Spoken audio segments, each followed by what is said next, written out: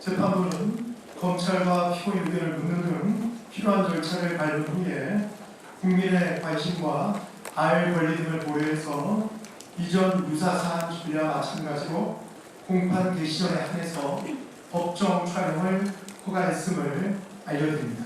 이제 예정된 공판 절차를 진행하기 위해서 촬영을 종료하도록 하겠습니다. 촬영 관계자분들은 퇴정해 주시고. 어쨌든 물론 전직 대통령의 신분이긴 합니다만 자주 볼 수 있는 재판부 촬영은 아니기 때문에 구자랑 변호사님 일단 지기현 재판장, 지기현 판사의 목소리도 직접 육성도 들어봤고요.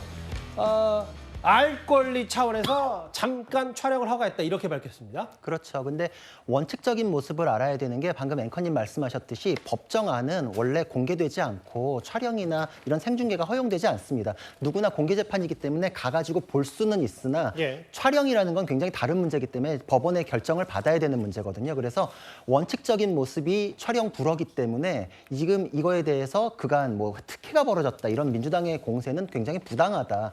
그 대통령으로서 이전에 공개됐던 사례가 있는데 그게 예외적인 모습이었고 예외를 원칙 삼아가지고 다시 또 예외를 계속 허용한다? 이거는 사실 원칙이 무너지는 것이거든요.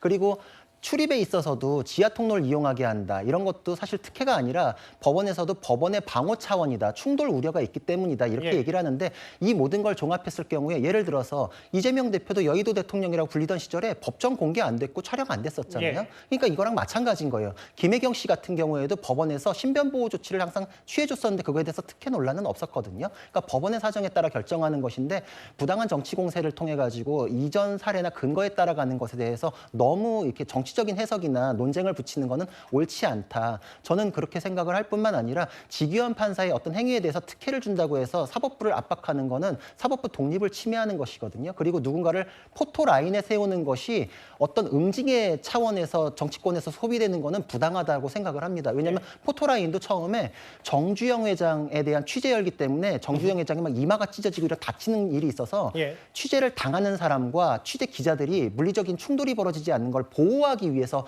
포토라인을 세웠었는데 지금은 그걸 무슨 억압이나 압박의 수단처럼 여기고 거기 앞에 세워라라는 걸 수치스럽게 만드는 형벌처럼 이렇게 인식하는 경우가 있거든요. 원칙과 예외를 완전히 거꾸로 하시는 건데 원칙적인 모습은 그 피촬영자에 대한 보호 그리고 알 권리의 조화 그거를 꾀하는 것이 법원의 결정. 그렇기 때문에 법원의 결정에 대해서 정치권에서 그렇게 판사에 대한 징계까지 언급하면서 이렇게 소비할 문제는 아니다라고 말씀드리고 싶습니다. 근데 성춘 부장님, 사실은 윤 전 대통령 석방 이후에 그 진보 혹은 민주당 쪽에서는 계속해서 지기현 부장판사를 특정해서 비판하고 있는데 뭐에 대해서 징계위에 해봐라는 얘기인 거예요?